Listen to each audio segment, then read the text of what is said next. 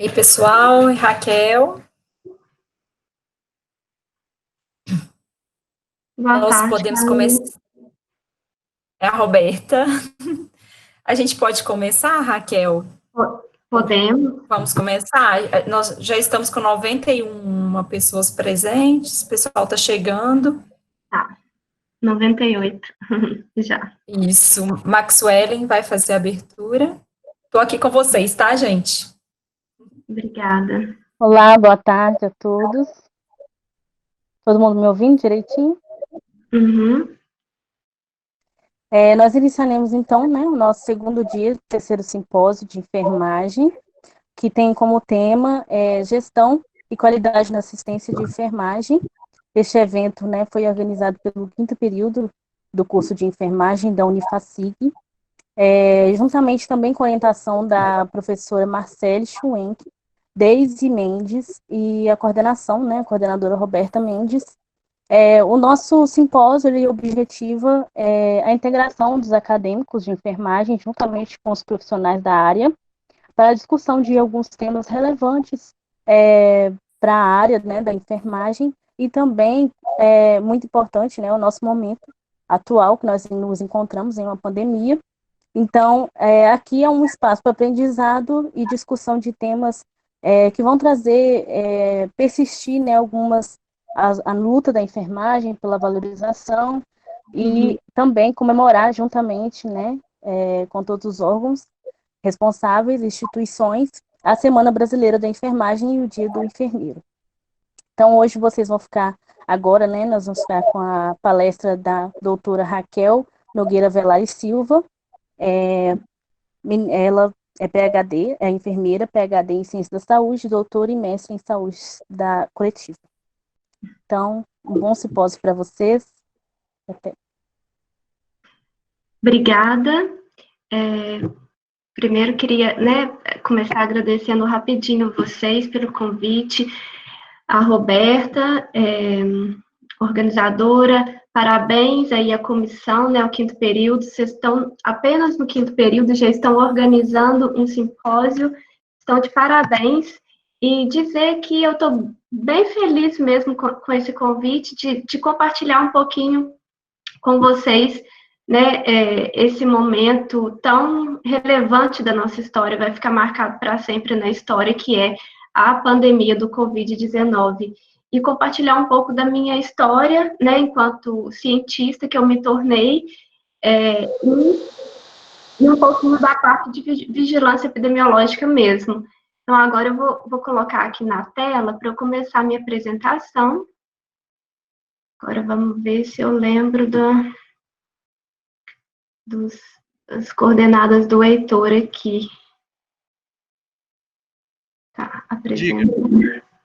Não apresentar agora, eu vou compartilhar aqui a minha apresentação com vocês.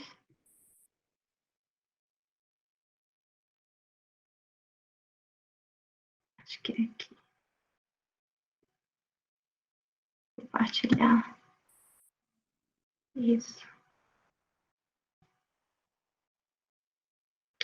Pessoal, vocês estão vendo direitinho a minha apresentação?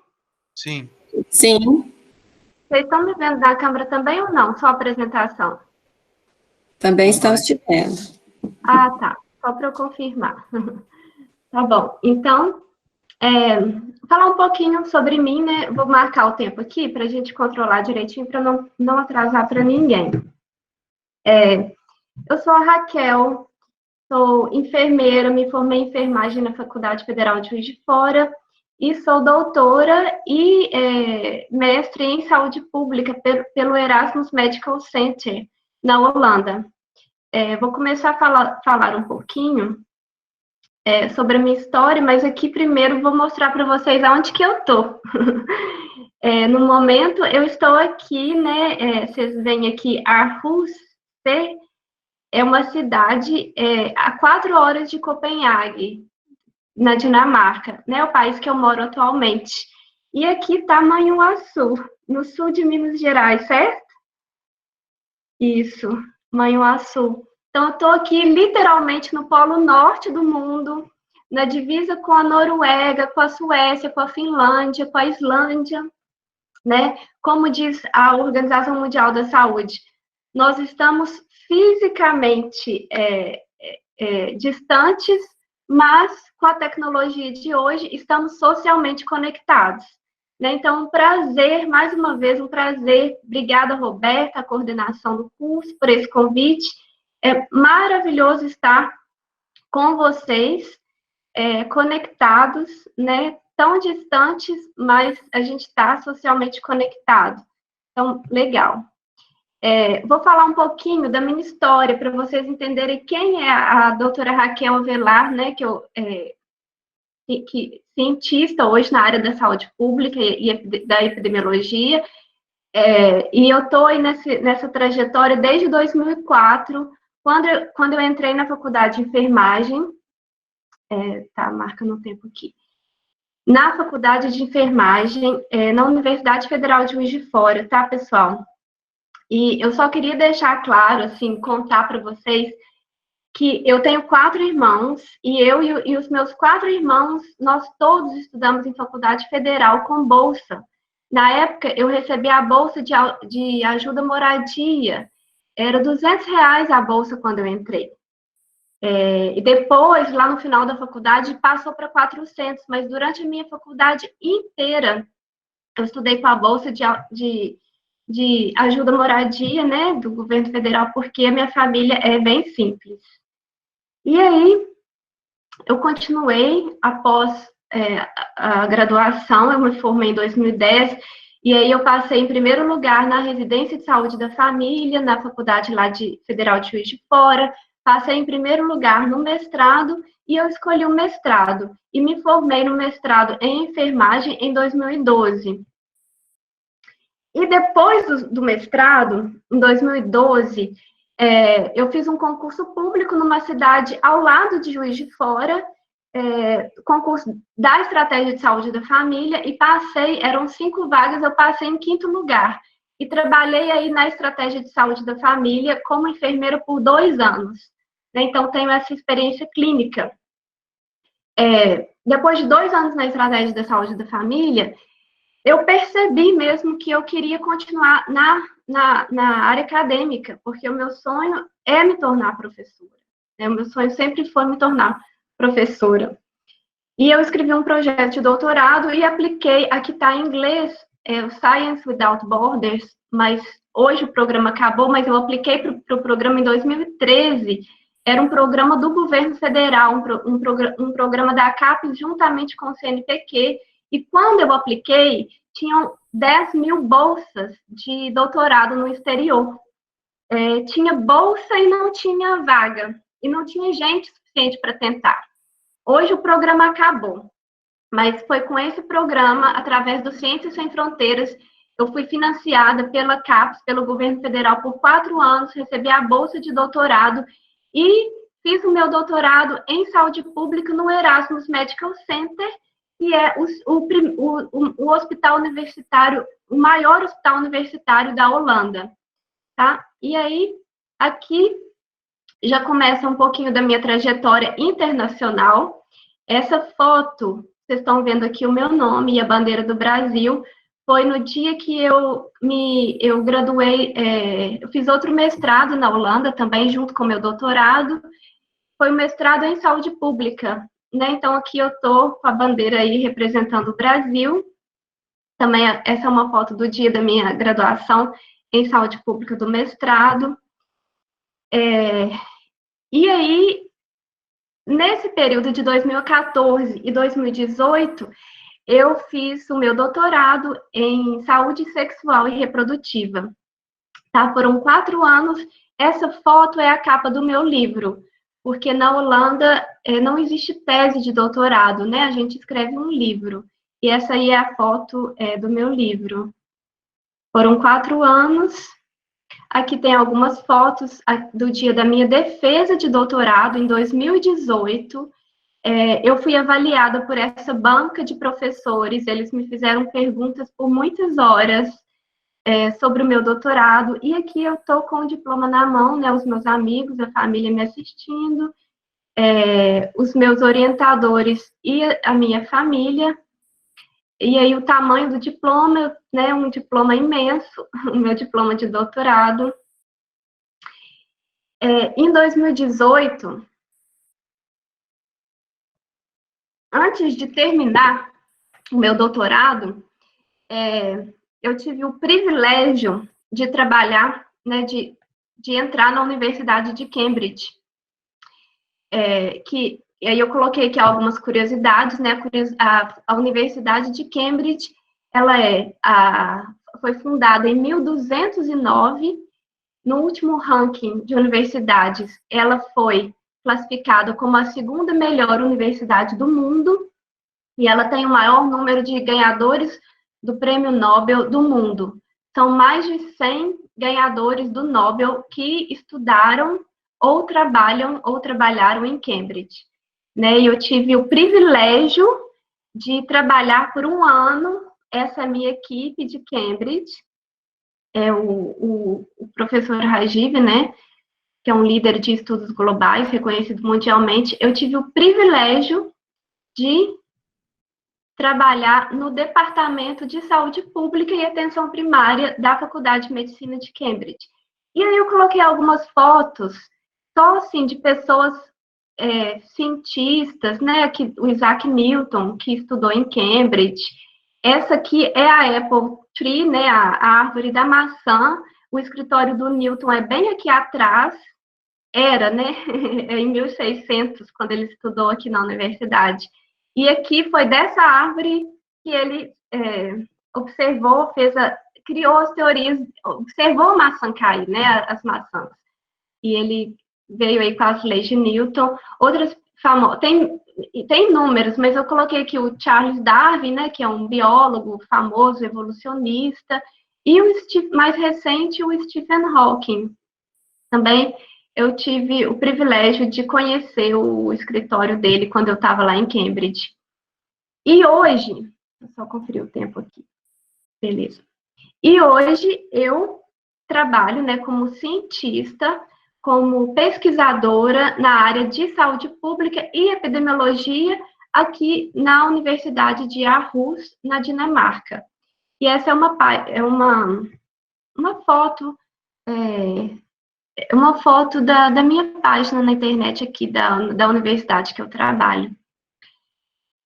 E um pouquinho do que eu faço, assim, porque vocês devem estar curiosos. No momento, o que eu faço? Eu tenho acesso ao banco de dados de todos os países nórdicos. Então, assim, eu tenho acesso a bancos de dados da Dinamarca, da Noruega, Suécia, Finlândia e Islândia, né? São 5 os países da Escandinávia. E através da Statistics Denmark, que é o site, é como se fosse o IBGE aqui da Dinamarca, é o site de estatística do governo.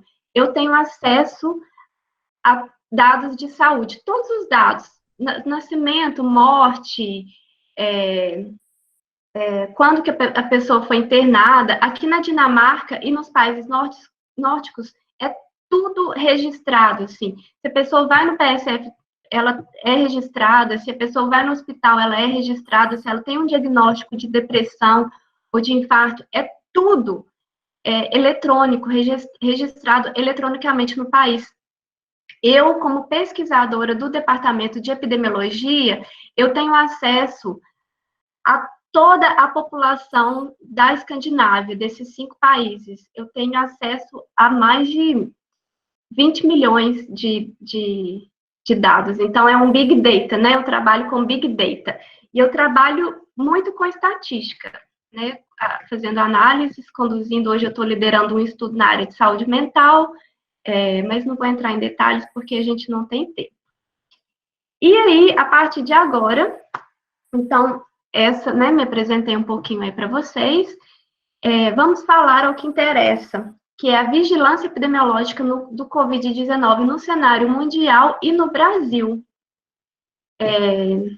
E aí, pessoal, é uma situação, nós estamos diante da maior crise dos últimos tempos, né, a crise de saúde, a crise do sistema sanitário, e eu uso 2 bancos de dados para me informar. Aí agora eu vou ter que, peraí, compartilhar com vocês. Vamos ver se vocês vão ver aqui. Aí acho que eu tenho que stop sharing.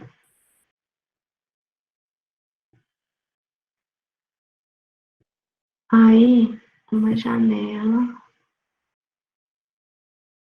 Ver se eu consigo.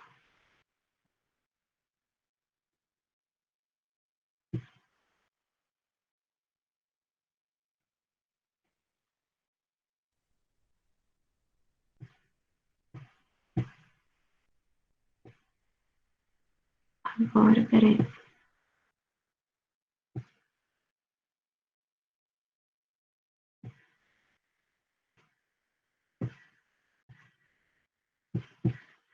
Não.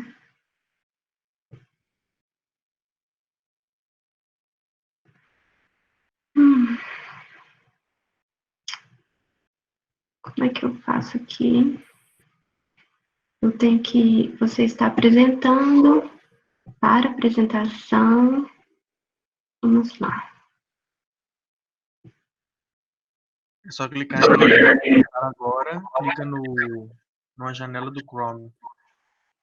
Ah, tá. Na janela do Chrome, né? E Isso. share, compartilhe. Tá. Vocês estão vendo agora essa parte aqui? Eu quero mostrar um mapa para vocês, que é o Our World in Data. É esse site da Oxford School. Vocês estão vendo aqui o... Sim. Eu quero... Deixa eu ver se eu queria mostrar. Eu acho que eu quero mostrar esse gráfico, esse mapa interativo. Que esse mapa, ele mostra o total de casos confirmados no mundo hoje. E aí dá para a gente ver direitinho, né? O caso aqui, quando está mais escuro, vermelho escuro, aqui, ó, cliquei nele. No Brasil, nós temos hoje 2.000, mais de 200 mil casos de Covid confirmados, né? Então, o Brasil, em termos de caso confirmado, ó, vamos aqui. Tem alguns países. Vamos ver a América Latina. Aqui, o nosso vizinho, né? A Argentina, o Chile, eles estão com 510 mil casos confirmados, né? E alguns países aqui da África e a Austrália também está nesse patamar. Entre 510 mil casos confirmados. O Brasil já está aqui nesse ranking entre 100 mil e meio milhão de casos. O Brasil já está indo para o caminho do meio milhão de casos confirmados. E o país que está liderando em termos de número de casos confirmados é os Estados Unidos. A gente vê aqui. Tá? Agora eu quero mostrar outro. Stop sharing. Vamos lá de novo, Heitor. Ah, não. Agora eu tenho que clicar na apresentação. Clicar aqui.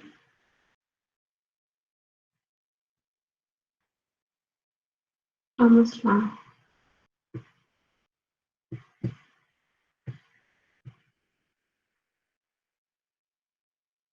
Vou na janela do compartilha. Esse aqui é um site que vocês já devem ter, não sei se alguém está se informando, tem vários sites. Tem um site da School of Public Health, né, da Bloomberg. Eu uso esse Worldmeters porque ele é bem tranquilo. Ele tem aqui o número total de casos. Vocês estão nesse site, Heitor? Estão comigo? Sim. Tá, então hoje no mundo nós temos aqui mais de 4 milhões e meio de casos confirmados. Nós temos aí em torno de mais de 300 mil mortes. Aqui dá para a gente ver por país, né? Então aqui o número o Brasil, aí só hoje, nessas últimas primeiras horas do dia, o Brasil já teve mais 274 mortes. Nas últimas 24 horas foram mais de 800 e quase 900 mortes nas últimas 24 horas. Aqui o Brasil, vocês estão vendo aqui em sexto lugar. O Brasil agora já está indo para quase 210 mil e mais de 14 mil mortes. Tá? Então, esses são os dois principais sites que eu uso todos os dias para me informar. Eu checo eles, porque eles estão recebendo dados em tempo real. Mas tem outros sites também, né, igual eu expliquei, tem o da Bloomberg, School of Public Health, um fator epidemiológico. Eu não vou entrar nos indicadores epidemiológicos, tá? Porque, assim, o risco, por exemplo, né, o risco de adoecer, que é o número de pessoas contaminadas, dividido pelo número total da população. É o risco de morte, é o número de... como que a gente calcula o risco de morte, né? O número de mortes dividido pelo total de pessoas contaminadas. E tem aqui o número reprodutivo básico, que é um outro indicador epidemiológico. Né? Com esses indicadores epidemiológicos, a gente avalia a ocorrência da doença, a gente avalia a velocidade com que a doença ela está se espalhando. E o número, aqui está em inglês, Basic Reproductive Number, é o número reprodutivo básico. Ele é um indicador epidemiológico muito importante na área das doenças infecciosas. Por quê? Esse número indica a velocidade de transmissão do vírus. Está pequeno aqui. Vocês estão conseguindo ver o PowerPoint? Não, você está no site aí. Ah, desculpa. Você tem que trocar a tela sempre que você alterar, beleza? Ah, tá, desculpa. Nossa. Sem problemas. Então, peraí. Ai, meu Deus, é a primeira vez nessa plataforma, gente. Então, assim, tá sendo um aprendizado. Vocês têm um pouquinho de paciência comigo, por favor. Então, vamos lá. Agora eu tenho que clicar na apresentação. Tá, tô aqui falando. Vocês estão aqui comigo na apresentação de novo, Heitor? Sim. Ah, tá. Então, beleza. Então, aqui, pessoal, eu estou falando desse Basic Reproductive Number, tá? O número reprodutivo básico, que é um indicador epidemiológico muito importante, porque ele indica a velocidade com que a doença se espalha. No mundo, vocês estão aqui, esses dados eu tirei do New England Journal of Medicine, né, que é um jornal top na área médica, na área da saúde. No mundo, esse número está em torno de 2. O que significa isso? Que a partir de uma pessoa contaminada, aqui está, a figura está explicando, ó, mostrando. Uma única pessoa contaminada vai infectar outras duas, que vão infectar outras duas, que vão infectar outras duas. E assim a doença vai se espalhando, né? O vírus ele vai se espalhando pela população. No Brasil, esse número está em torno de 3. Esse indicador, hoje, coloca o Brasil com a maior velocidade, a maior transmissibilidade, tá? É o país em que é o primeiro país no mundo em que a doença está se espalhando mais rápido, porque no Brasil esse número está em torno de 3. Significa que uma única pessoa contaminada com Covid contamina outras 3. E aí elas vão contaminar outras 3, que vão contaminar outras 3, e assim a doença se espalha rapidamente. Tá? Então, aqui a gente viu no mundo, agora no Brasil, esse gráfico é de ontem. Eu tirei do site hoje, mas ele tem as mortes até ontem, né? Até ontem, desde a primeira morte, 17 de março, até hoje, 14 de maio, são mais de 14 mil mortes. E a gente coloca aí o Brasil numa situação de 14 mil mortes Só entre os profissionais de saúde, são mais de 100 profissionais de saúde que morreram até agora. Se eu não me engano, o número certo são 110, mas eu queria ressaltar que destes mais de 100 profissionais de saúde que morreram, mais de 90 são enfermeiros. Esses dados eu tirei do Conselho Federal. E estes dados epidemiológicos colocam hoje o Brasil como o 6º país no mundo em número de mortes por Covid-19 e o primeiro país no mundo. Hoje, o Brasil, ele está na primeira posição no mundo de maior número de mortes entre os profissionais de saúde. Tá? Então, isso conta muito para a gente. Isso diz muito sobre o que está acontecendo no Brasil. São dados reais. E, além disso, hoje nós temos 3 estados, tá? Pelo menos 3 estados, que é o Amazonas, o Ceará e o Rio de Janeiro, com uma taxa de ocupação de leito hospitalar com mais de 90%. No Rio de Janeiro, em torno de 98% dos leitos da UTI estão ocupados, tá? Esses dados também epidemiológicos indicam o quê? Indicam um colapso total do sistema de saúde, que é justamente o que a OMS não queria, porque quando a Organização Mundial da Saúde anunciou, em meados de janeiro desse ano, né, de 2020, anunciou um vírus perigoso para o mundo, anunciou e já começou a dar recomendações para o mundo se preparar, né? A intenção era com que os países eles tomassem medidas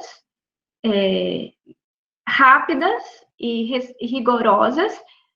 Para quê? Para achatar a curva e evitar o colapso do sistema de saúde, né? Porque hoje não tem, de acordo com a OMS, com o CDC americano, não existe nenhum tratamento específico para o Covid-19 e nenhuma vacina para o Covid-19.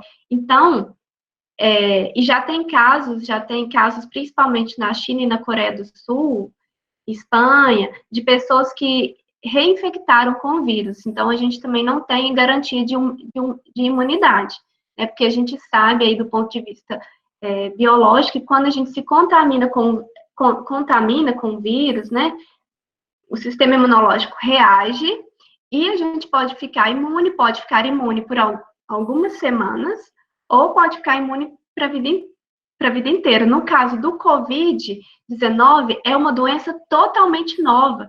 A ciência sabe muito pouco a respeito, mas hoje já tem estudos que mostram casos de reinfecção. Então, o que eu quero dizer para vocês com isso tudo?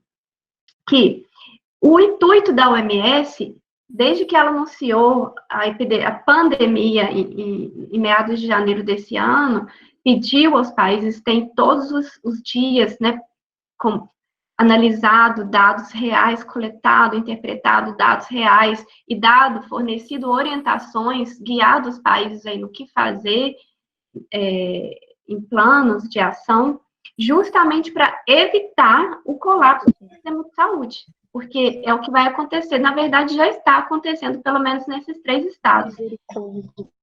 Quase 98% dos leitos ocupados, ou seja, os leitos de UTI estão ocupados.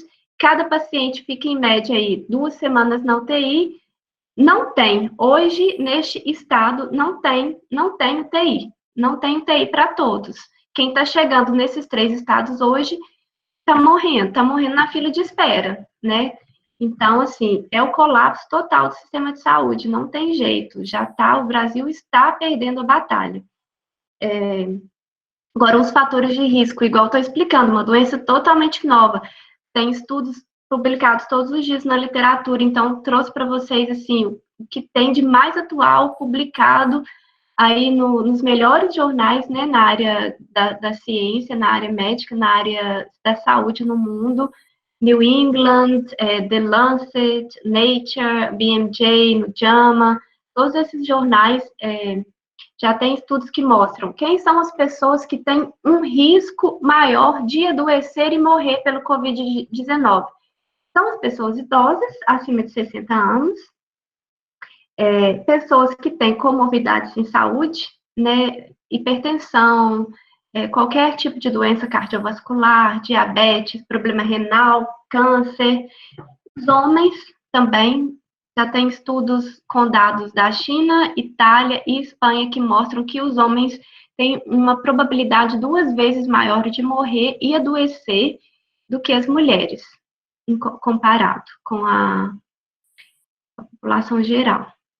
A parte do tratamento, eu já expliquei, né, de acordo com a OMS, e eu estou aqui de olho no tempo, mas a gente ainda tem um pouquinho ainda. Eu estou aqui nessa parte do tratamento, de acordo com a OMS e o CDC americano, né, que é o Centers for Disease Control americano, não existe nenhuma vacina e nenhum tratamento específico contra o Covid-19. Por isso que as medidas eu vou falar daqui a pouco, mas essa parte de tratamento gera muita discussão. Teve um estudo aí que foi recentemente publicado há umas 4 semanas sobre a hidroxicloroquina, um estudo clínico na França, mas esse estudo, quando eu dei aula no mestrado, há algumas semanas aqui na Dinamarca, só esse estudo foi motivo de uma aula, porque o estudo que mostra alguma eficácia da cloroquina é um estudo repleto de falhas metodológicas e de questões éticas. Por exemplo, o autor do estudo, ele é um dos editores do jornal que ele foi publicado, tá? Só para vocês terem uma ideia. Então, esse estudo, ele foi amplamente criticado pela comunidade científica, teve uma reação imediata, estatísticos, pesquisadores do Reino Unido, outros países da Europa fizeram um documento só com todas as falhas metodológicas desse estudo. Então, ele não é reconhecido pela OMS, nem pelo CDC americano e nem pelo CDC da China, né? São centros de controle de doença. Mas, o que tem hoje?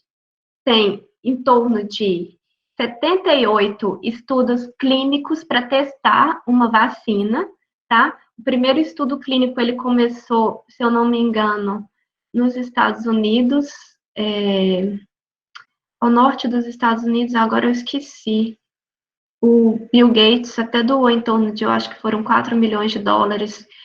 Eu não trouxe esse detalhe para vocês, mas tem mais de 78 estudos clínicos para testar uma vacina, né, contra o Covid-19, e tem mais de 100 estudos clínicos para testar drogas contra a doença. A OMS lançou no final de março esse Solidarity Trial, que hoje conta com a participação de mais de 100 países, tá? Ele está sendo liderado pela OMS, pela Noruega, Espanha, Dinamarca, mas hoje tem mais de 100 países participando desse estudo clínico. O Brasil não quis participar, não demonstrou interesse, não quis participar desse estudo. E esse estudo, eles estão testando 4 drogas principais, que é a cloroquina, né, e a hidroxicloroquina, que são drogas, até o momento, usadas principalmente para tratamento de malária. Tem o lopinavir e o ritonavir, que já tem um estudo clínico publicado no New England Journal of Medicine, um estudo clínico que demonstrou que o lopinavir, essa combinação de lopinavir e ritonavir, não é eficaz contra o Covid, mas mesmo assim a OMS apostou e está investigando, né, porque um único estudo nunca será suficiente para a gente comprovar alguma coisa, tem que ter vários estudos científicos, né, mostrando resultados similares, e tem também o Redensivir que está sendo testado. São as 4 drogas principais, tá? Que estão sendo testadas em mais de 100 estudos clínicos aí espalhados no mundo inteiro. Inclusive, na parte de vacina, eu não coloquei aqui na minha apresentação, mas a Fiocruz, né, a Fundação Oswaldo Cruz, que é uma instituição maravilhosa que existe no Brasil, está testando também a vacina. É um dos que entra aí no 78. Quais são as recomendações? Não existe vacina, não existe tratamento. A doença, ela se espalha muito rápido, de forma contagiosa, né? Porque quando a gente fala ou quando a gente espirra, por isso que tem as recomendações de higiene. O vírus, ele está na gotícula e ele viaja em uma distância e cai nas coisas. Ele cai nas frutas, cai na mesa, cai no ambiente. E aí é assim que se contamina de forma muito rápida. Então, por isso que a principal medida da OMS é a quarentena, o distanciamento físico. É a única coisa, no momento, que existe eficaz, assim, porque a gente tem que ter o distanciamento físico, né? Porque a gotícula, ela, se a gente está ali perto, ela vai para outra pessoa. Então, a gente não tem jeito. A gente, para quebrar a cadeia de transmissão do vírus, a gente tem que cortar ali exatamente aonde que ele ocorre. Então, o distanciamento físico e a quarentena são as principais. Mas, além disso, aqui eu coloquei outras medidas, que a OMS tem recomendado todos os dias que os países, que os governos de cada país adotem medidas de forma rápida e de forma rigorosa para conter a pandemia, que é contratar mais profissionais de saúde, né, porque sem soldados suficientes a gente não consegue vencer nenhuma batalha, providenciar equipamento de proteção individual, tá? É a mesma coisa, a gente não coloca nenhum soldado em campo sem aquela proteção balística, né? Porque senão a gente perde os profissionais, que é o que está acontecendo no Brasil, né? O Brasil, igual eu disse, esse número de que é o país que está com mais de 100 profissionais mortos, profissionais de saúde, é um número muito forte, é um número que diz muita coisa para a gente. É um número que mostra que os profissionais de saúde no Brasil, eles não têm EPI em quantidade suficiente, tá? Ampliar a testagem, né? A testagem, incluindo sintomas moderados, porque hoje o Brasil está testando só casos severos, mas o que acontece? Por que a testagem é tão importante? Porque quando a gente testa, a gente descobre quem está contaminado e coloca os casos contaminados e os contatos dessas pessoas em quarentena e distanciamento físico. E aí a gente também consegue quebrar a cadeia de transmissão. Tá? Por isso que a testagem é muito importante, porque a gente identifica aonde que a transmissão está ocorrendo. A gente testa, deu positivo, coloca os casos e os contatos em quarentena, distanciamento.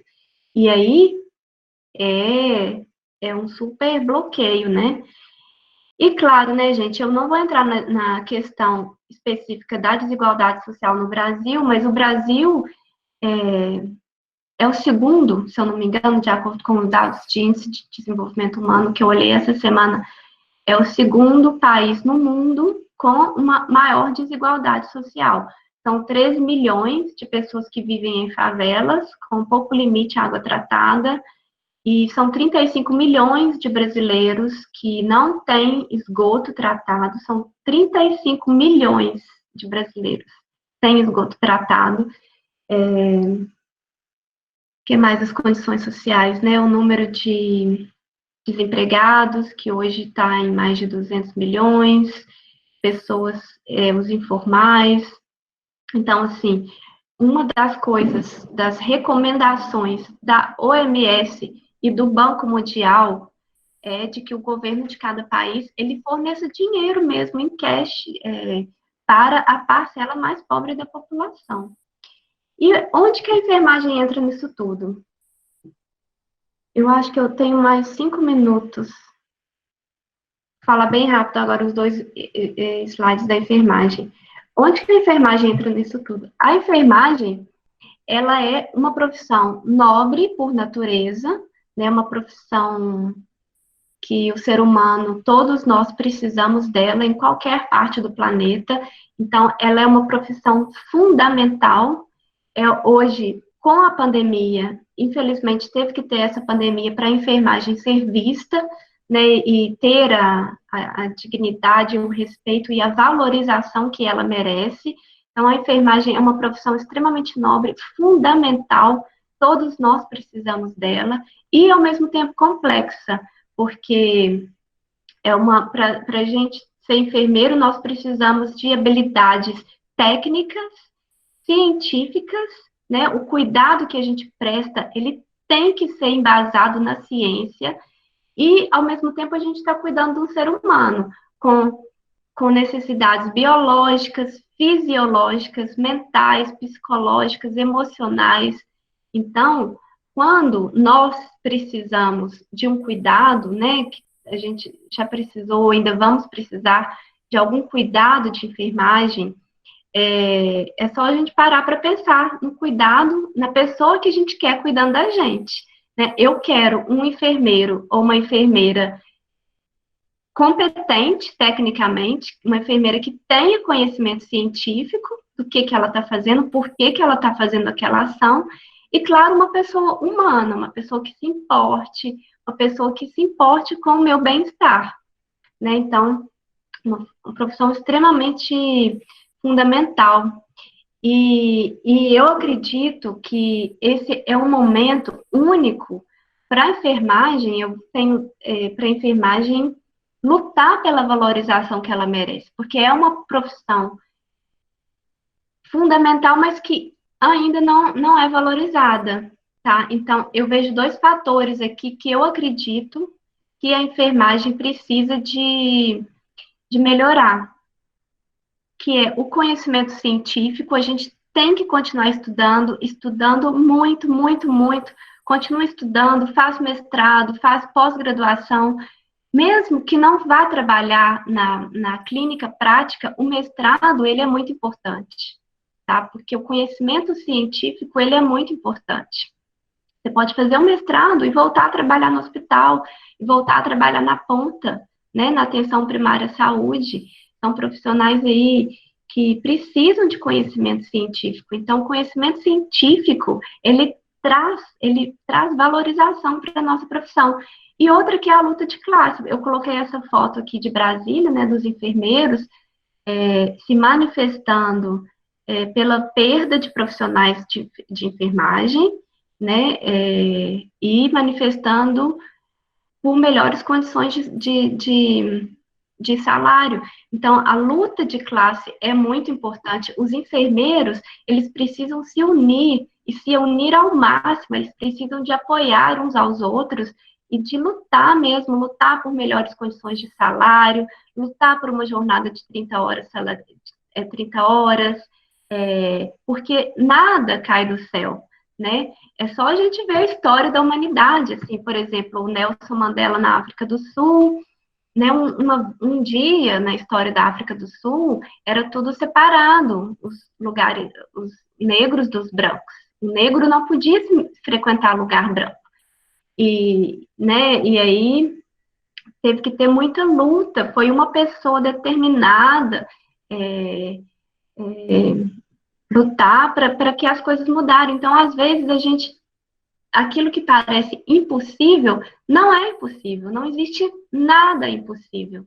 Tudo é possível nesse mundo quando a gente está vivo e tem saúde. Então, eu deixo esses dois fatores, né? A busca pelo conhecimento científico e a luta de classes, para a gente se unir e deixar bem claro, assim, que a enfermagem, ela é uma profissão que o enfermeiro, ele está na ponta, ele está na atenção primária à saúde, ele está em todos os níveis da atenção, nos hospitais, mas ele é auditor, ele é professor, ele é cientista, né, que é o meu caso, com muito orgulho. Então, a enfermagem é uma profissão forte, nós somos mais de 2 milhões de brasileiros, né, espetaculares, que têm capacidade aí de conquistar e de ser a profissão extremamente valorizada. E aí eu deixo aqui essa foto de profissionais, são fotos que viralizaram aí na pandemia, né, os profissionais cansados, devastados, mas aí são profissionais da enfermagem que estão, de fato, contribuindo para um mundo melhor, contribuindo para as pessoas melhores, contribuindo para o bem-estar das pessoas, para melhorar a qualidade de vida das pessoas, ou seja, a enfermagem, ela é uma profissão que ela, por natureza, né, e ela contribui, de fato, para um mundo melhor, para pessoas, para o bem-estar das pessoas, né, então isso assim, muito gratificante. E com todo esse valor, a enfermagem precisa de valorização. Então, acredito que nós temos que se unir muito no Brasil para a busca dessa valorização. E aí eu coloquei aqui uma citação do Stephen Hawking, né, que estudou e trabalhou em Cambridge, na universidade que eu tive o privilégio de trabalhar por um ano. Por mais difícil que a vida possa parecer, sempre há algo que você pode fazer e ter sucesso. Obrigada, pessoal. Agora estou aberta a perguntas, se ainda der tempo, né? Que a apresentação se prorrogou um pouquinho. Boa tarde a todos. Boa noite, doutora Raquel. Boa noite. Bem, nós tivemos algumas perguntas que foram mandadas pelo chat e eu vou estar lendo para que possa estar respondendo, ok? Tá bom. A primeira, você acha que a instabilidade política no Brasil contribui para o aumento da disseminação do vírus? E como que o governo da Dinamarca está procedendo a respeito da pandemia? Gente, com absoluta certeza, a instabilidade no Brasil, a instabilidade política contribui para a disseminação do vírus. Por quê? Por quê? Porque mesmo que a Suprema Corte Federal, né, o Tribunal, não sei como é que fala em português, STF, Supremo Tribunal Federal, tenha dado autonomia para os governadores agirem, os governadores, eles precisam do governo federal, eles precisam de dinheiro para comprar equipamento de proteção individual, eles precisam de dinheiro para contratar mais pessoas. Então, os governadores, eles estão sozinhos na luta, e o Brasil é um país densamente demográfico, né, conectado, com fronteiras, e não adianta, daqui a pouco, o colapso ele vai se espalhar para o país inteiro, porque os governadores estão sozinhos, eles estão isolados. Por isso que os governos, eles estão clamando, né? Eu vi hoje um depoimento do Dória, que está lidando relativamente bem com a quarentena lá em São Paulo, assim, criticando veementemente o governo federal por falta de apoio, porque o governo federal, assim, por mais, o que eu quero explicar é o seguinte, por mais que a Suprema Corte tenha dado autonomia para os governadores, a figura simbólica do governo federal, do presidente da República, ela tem um poder muito grande. E aí a gente sabe que o Bolsonaro, ele é completamente contra o distanciamento social, que é a única medida que existe hoje, efetiva, para o Covid-19. Então, ele é contra. Então, por mais que os governadores, eles estejam tomando medidas aí de distanciamento social, não vai funcionar tão bem sem o apoio do governo federal, porque o governo federal, o presidente, ele, quando o país, esse último sábado em que o país atingiu 100 mil mortes, o presidente estava andando de jet ski, né, o presidente parece não se importar, desrespeita os governos federais, desrespeita os próprios ministros da saúde. Foram 2 ministros, né, o Luiz Mandetta e o Taik, hoje, o Taik pediu demissão, porque o Taik, ele foi humilhado essa semana, até quando o próprio ministro da Saúde apresenta um plano de acordo com o que o governo federal quer, né, o Taik, ele foi apresentar um plano, ele foi surpreendido pelos jornalistas, quando os jornalistas contaram para ele que manicure e qual foi o outro? E academias entraram para os serviços essenciais de acordo com Bolsonaro. Então, assim, a figura simbólica do governo federal, do presidente da República, ela é muito influente. O próprio Bolsonaro, nas últimas semanas, participou de inúmeras manifestações públicas, junto com várias pessoas, tossia, não usa máscara, tosse, não tosse no braço, né, como recomenda a OMS. O próprio Bolsonaro, ele não toma medidas de higiene, de distanciamento físico, ele é contra. Então, assim, vai ser praticamente impossível o país sair da crise se o presidente não começar a mudar as atitudes dele. Isso. E como que o governo da Dinamarca... O governo da Dinamarca. A Dinamarca, hoje, ela está com um número baixíssimo de... Não tem mais mortes, e está com um número muito baixo. Eu não tenho os dados atuais, mas no site que eu enviei para vocês tem. No Info, depois vocês podem entrar, pegar minha apresentação e entrar vocês mesmos. Dinamarca está com um número muito baixo de casos de contaminados, e o governo aqui, ele tomou medidas rigorosas, já tem mais de 2 meses, foi início de março, nós estamos em maio, foi março, abril e maio, já está indo para o 3º mês de quarentena aqui na Dinamarca. Então, a Dinamarca é um país que ela está com quarentena rigorosa, o país fechou tudo, fechou todas as fronteiras terrestres e aeroportos, tanto que eu tive até uma perda, né, da minha família essa semana, eu não consegui ir para o Brasil, porque o aeroporto está completamente fechado aqui na Dinamarca. As fronteiras aqui, o Dinamarca faz fronteira com a Alemanha, faz fronteira com a Suécia, está tudo fechado, todas as fronteiras. E isso, tudo, os restaurantes, a única coisa que está aberta na Dinamarca são os supermercados e as farmácias. Só. E essa quarentena já está durando quase 3 meses, e a partir da semana que vem, como a Dinamarca foi bem sucedida, o governo vai começar a flexibilizar de forma lenta a quarentena. Mas, por exemplo, as universidades já sabem que até no dia 18 de junho eu não posso voltar para o meu trabalho. Tá? As universidades não voltam. Então, o governo aqui tomou medidas restritas, ao contrário do governo da Suécia, que é um país aqui vizinho, que não tomou medidas restritas, rigorosas, distanciamento social. Mas a Suécia está aí com um número de casos muito alto também. A curva da Suécia está crescendo rapidamente, porque não tomou medidas de distanciamento social. Tá? Que é a única coisa, não tem jeito, é a única coisa que funciona hoje, né? Eu moro na Dinamarca, fica a 4 horas da capital, Copenhague, e numa cidade que chama Aarhus, eu trabalho na Universidade de Aarhus.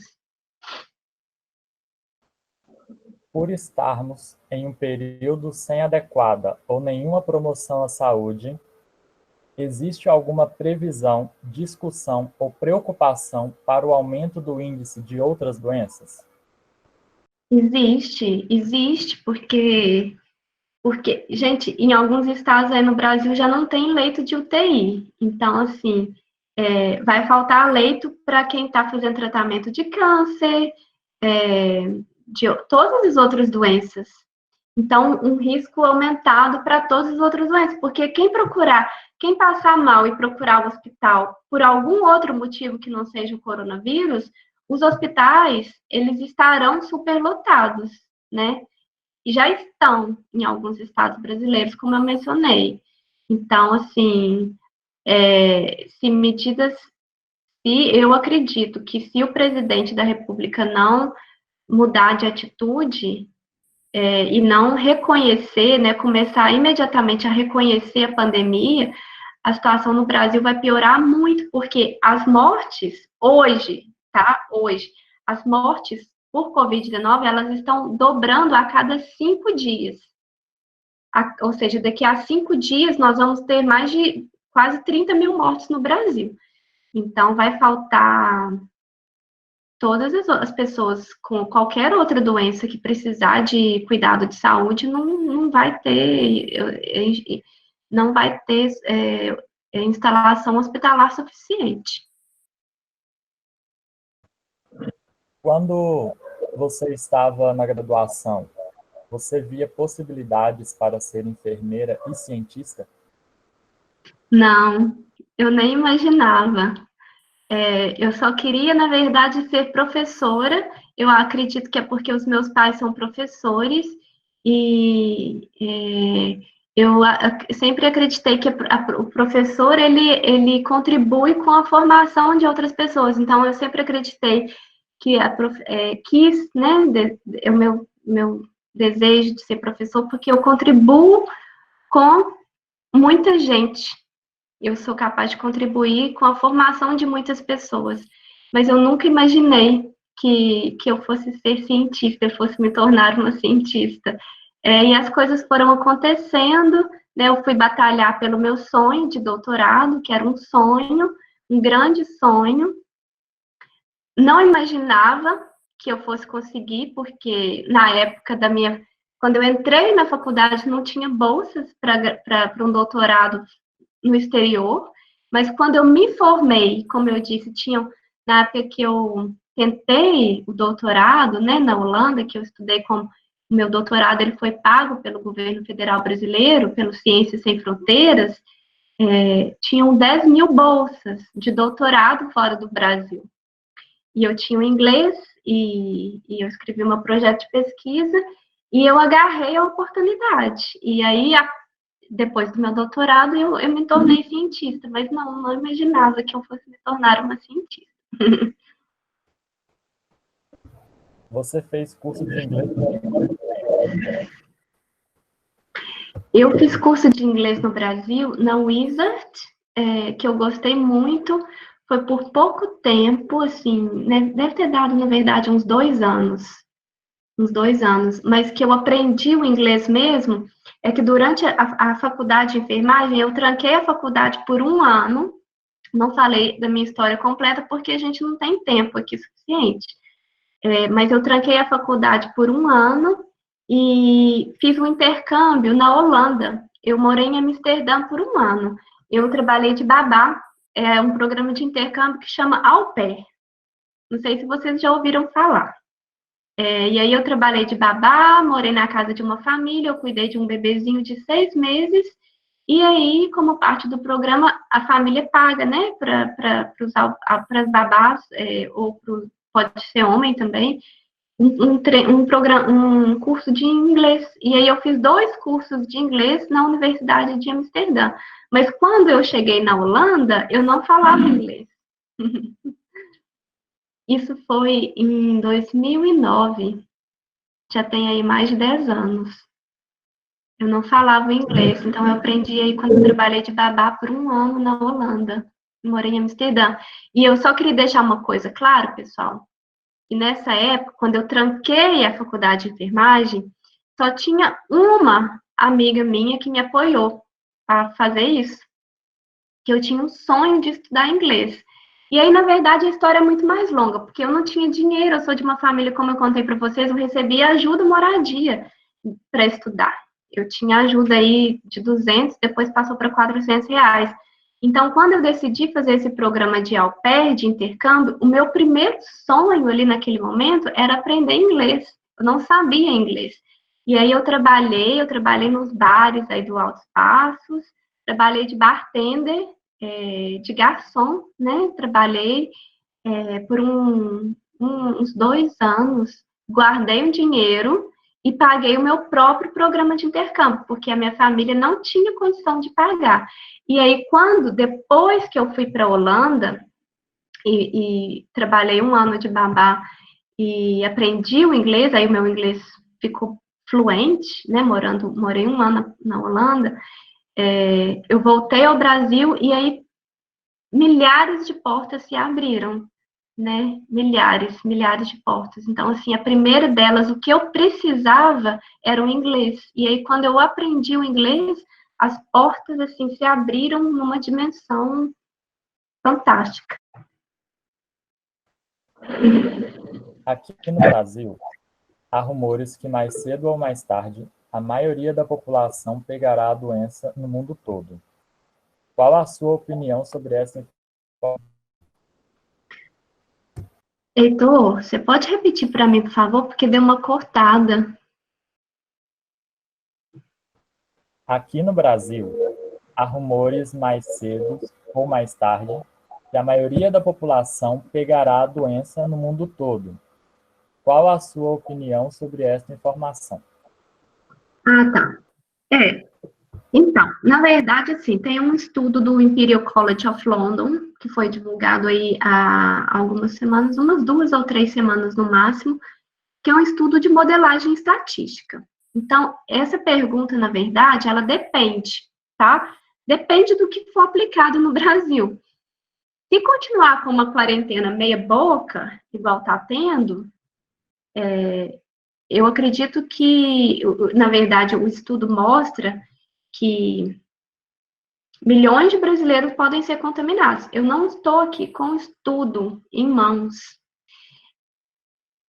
Deveria até ter trago para mostrar para vocês direitinho, mas esse estudo do Imperial College of London, ele é uma modelagem estatística e ele modela 4 situações, né? O que vai acontecer com o Brasil se nada for feito, e aí se nada for feito, se nenhuma medida, se nenhuma quarentena, distanciamento físico for tomada, em torno de 80% dos brasileiros serão contaminados, tá? Nós temos aí 202 milhões, então aí dá em torno de 180 milhões de brasileiros serão contaminados pelo Covid, baseado na velocidade de transmissão do vírus e outras coisas, outros fatores que o estudo levou em conta. Mas não é o caso do Brasil, porque está tendo uma quarentena meia boca, mas está tendo, tá? Igual lá em São Paulo, em torno de existe a quarentena, mas em torno de 50% das pessoas estão respeitando a quarentena, ou seja, metade da população no Brasil não está respeitando a quarentena e uma boa parte, que é a parte dos serviços essenciais, supermercado, hospital, farmácia, limpeza, realmente precisa de trabalhar e nós precisamos desses profissionais também. Então, assim, depende. Se continuar essa quarentena meia boca, né, que eu chamo assim, que os próprios dados do Brasil já estão mostrando, milhões de brasileiros ainda vão ser contaminados e as mortes vão continuar, dobrando a cada 5 dias, ou seja, depende do que for feito a partir de agora. Mas, igual eu expliquei, os estados sozinhos, os governadores sozinhos, não vão conseguir parar, porque isso tem que ter uma integração, né? A Organização Mundial da Saúde diz o tempo inteiro em coesão e coerência. O governo federal, ele tem que estar em coerência com os estados. Porque sem uma integração do presidente da República com os governadores, não tem como parar a quarentena, porque os governadores, eles precisam da ajuda do governo federal. Então, né, tem que ter, a partir de agora, para combater a crise, para a gente conseguir conter a pandemia, tem que ter uma mudança de posicionamento drástica do presidente da República no Brasil. Porque senão ainda muitos profissionais de saúde vão morrer, muita gente ainda vai morrer. Que é o que a gente está vendo, né? Tá assim, está a olho nu, nós estamos vendo. As pessoas estão morrendo, o número de mortes aí está duplicando a cada 5 dias. Neste exato momento... Perdão, pode falar? Não, mais as perguntas? Pode prosseguir. Ok. Neste momento de pandemia, ficaram mais intensas os questionamentos sobre a pseudociência e a importância de hábitos de saúde básicos, como as lavagens das mãos. como você analisa as futuras ações dos enfermeiros frente a uma nova realidade de saúde que nós encontraremos após a pandemia? Isso, eu acredito, igual eu expliquei, a realidade da enfermagem dos enfermeiros no Brasil não é muito boa no sentido de que não é uma profissão valorizada. Então, eu acredito que os enfermeiros, eles têm que aproveitar a pandemia como uma oportunidade de, de união e para valorizar a profissão. Porque, gente, nada cai do céu. A verdade é que nada cai do céu. Os deputados, eles não vão lá e falar, olha, agora a gente vai votar um plano de 30 horas para enfermagem. Tá? Tem que ter muita luta para conseguir. E a pandemia, se tem algo positivo na pandemia, a pandemia, ela está escancarando na cara da sociedade o quão importante a enfermagem é. Porque sem a enfermagem, né, sem os enfermeiros, não teria jeito. A batalha, com toda certeza, já estaria perdida. Então, eu acredito que os enfermeiros, eles têm que se unir ao máximo possível, eles têm que se apoiar, colegas de profissão, sabe? Fico muito feliz aqui na Dinamarca, assim, um apoiando ao outro, extremamente, essa união no trabalho dá muita força para a gente continuar trabalhando, e se unir na lutar, de fato, por melhores condições de trabalho, porque se após a pandemia os enfermeiros não fizerem nada, nada vai mudar. A verdade é essa. A gente tem que ter atitude, a gente tem que correr atrás dos nossos sonhos. E um dos sonhos é que a enfermagem ela seja valorizada e digna, que o enfermeiro tenha um piso salarial, que o enfermeiro tenha um salário digno, decente, que é no mínimo aí umas 2 ou 3 vezes maior do que os salários que estão pagando hoje para enfermeiros em muitos cantos do Brasil. Então, assim, a realidade não vai mudar se a gente não mudar, gente. As mudanças, elas começam com a gente, sempre. Eu acredito. Qual sua dica para um enfermeiro em início de formação acadêmica para seguir no ramo científico? Para seguir no início da formação acadêmica, seria assim, no início da faculdade? Sim. No início da faculdade, né? Gente, eu acredito que a busca pelo conhecimento científico assim, é um incentivo demais. Eu sei que vocês estão desmotivados. A situação no Brasil é muito triste. Eu estou preocupada também, porque os meus pais têm mais de 60 anos, né? Estou numa cidade que também está número alto de casos. Então, assim, é uma situação triste, profundamente triste, mas a gente tem que ter atitude e correr atrás, tá? Eu acredito que não existe limites. A gente tendo saúde e estando vivo, né?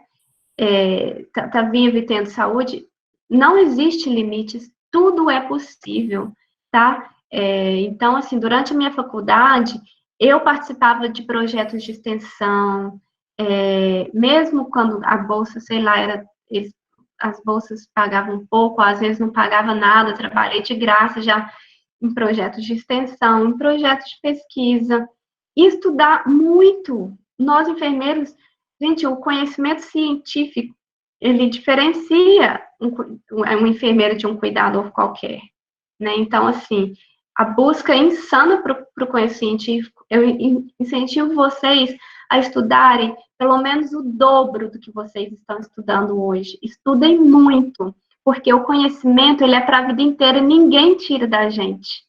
E eu estudei muito durante a minha faculdade, participei de vários projetos de extensão, não participei de projetos de pesquisa, mas eu estudei muito, né? Passei aí, contei para vocês, eu passei no primeiro lugar na residência em saúde da família, na UFJF, que é uma residência super competitiva, passei em primeiro lugar no mestrado, estudei o inglês, que eu não sabia nada de inglês na época que eu fui para a Holanda. Agarrem as oportunidades, agarrem com força total, porque conhecimento vocês vão ter para a vida inteira, tá? Ninguém tira.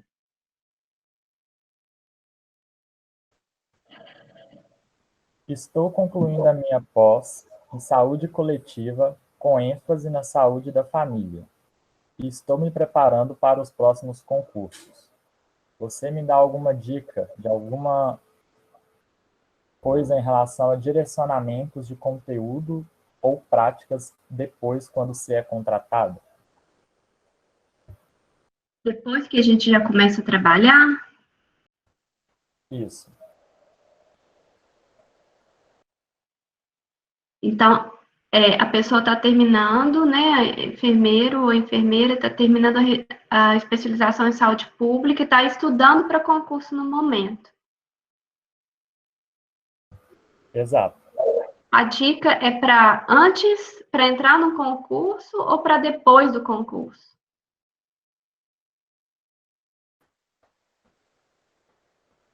Antes e depois. Ah, tá. Então, os concursos públicos aí no Brasil, eles, assim, tem questões dificílimas, né? Mas, assim, os concursos públicos, o que eu fazia na época que eu estava estudando, além de estudar o conteúdo programado, eu comprava aqueles livros com questões de concurso público. E ali me ajudava, eu acho que me ajudou bastante, porque o único concurso público que eu tentei, eu passei. E foi um concurso ultra competitivo. Também eu acho que na época deu mais de 500 por vaga. Então, eu acho que não tem erro, gente. Quando eu estudei para concurso, eu estudava, tá? Eu estou falando de estudar, não sei quantas horas vocês estudam, mas eu estudava, assim, no mínimo, 8 horas por dia.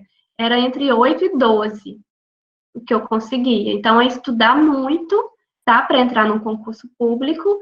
E depois que a gente já está no trabalho, continuar estudando para se manter atualizado.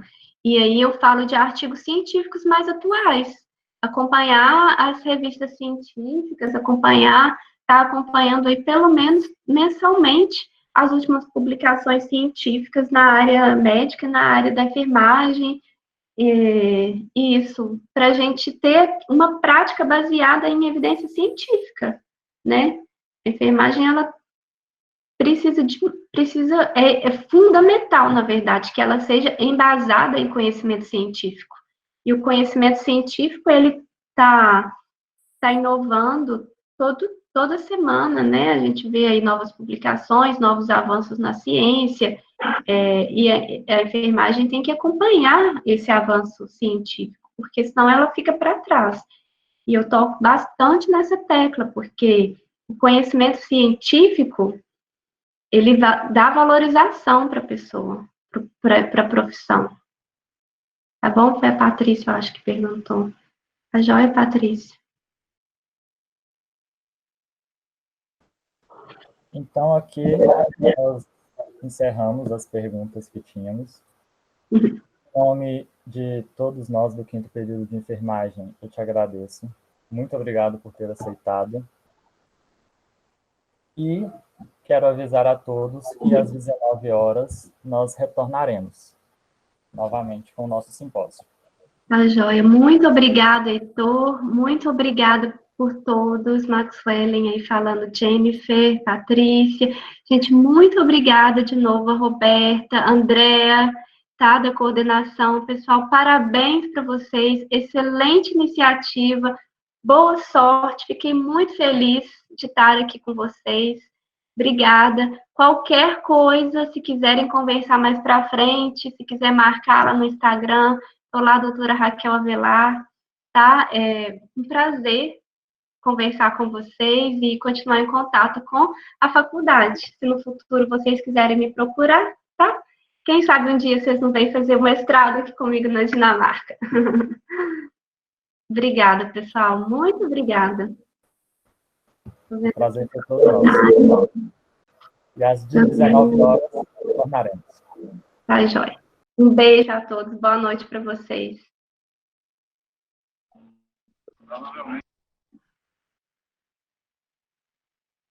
Como é que...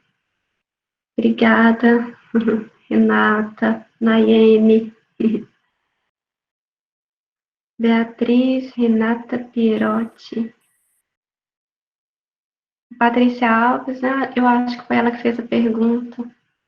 Igor, obrigada, pessoal. Na próxima vez, quem sabe um dia pessoalmente, porque eu queria tanto ver a carinha de vocês.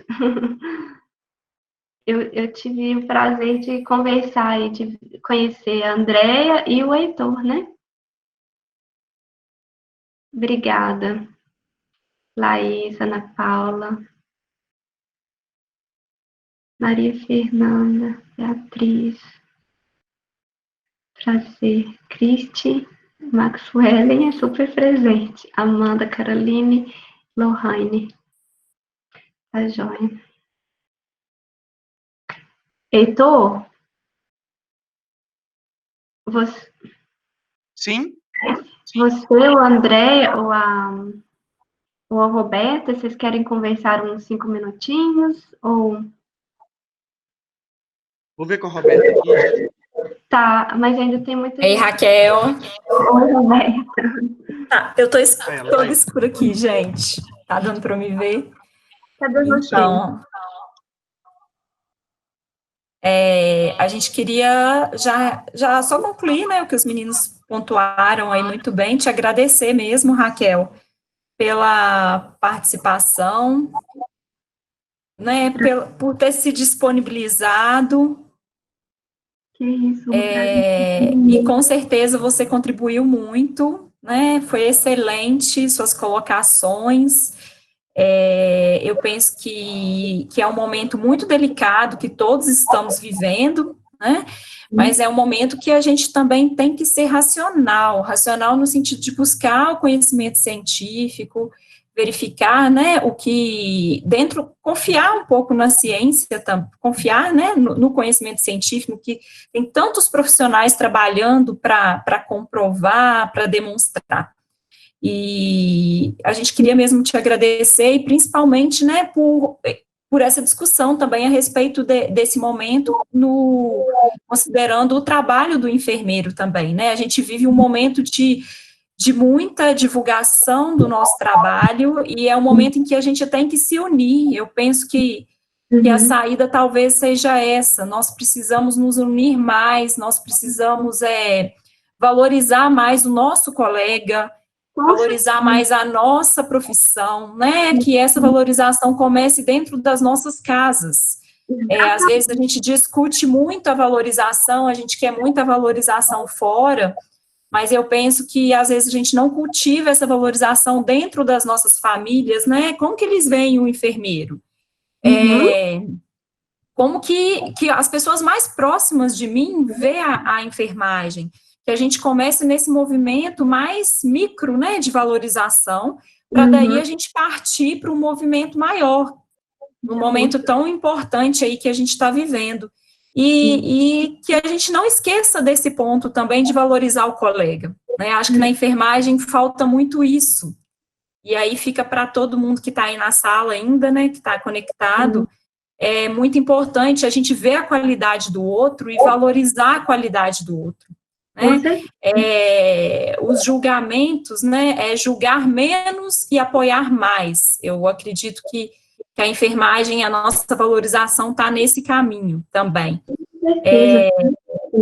Foi muito bacana, eu estou, assim, muito grata mesmo de ter essa oportunidade de estar aqui nesse momento com você, né? Como você mesmo disse, né, distantes, mas conectados, né? Você tem uma energia muito boa, é uma pessoa muito especial, né? É uma pessoa muito batalhadora, uma pessoa que tem uma história fantástica e com certeza merece, né, todo esse reconhecimento, tudo isso que você está vivendo agora. Então, nunca esqueça disso, né? tome posse, né, de tudo isso que você está vivendo, porque você é muito guerreira, Raquel, né, eu pude acompanhar um pouco da sua trajetória, e você merece, de fato, né, tudo isso. Então, parabéns mesmo, e você é inspiração para todos nós que estamos aqui. Obrigada, Roberta. Você era minha inspiração na época da faculdade, minha veterana, né? Obrigada, viu, gente? Obrigada, Roberta, de coração. O prazer foi todo meu. Fiquei muitíssimo feliz, tá? Boa noite para vocês. Vou sair aqui então, tá bom? Boa noite. Fiquem bem aí no Brasil.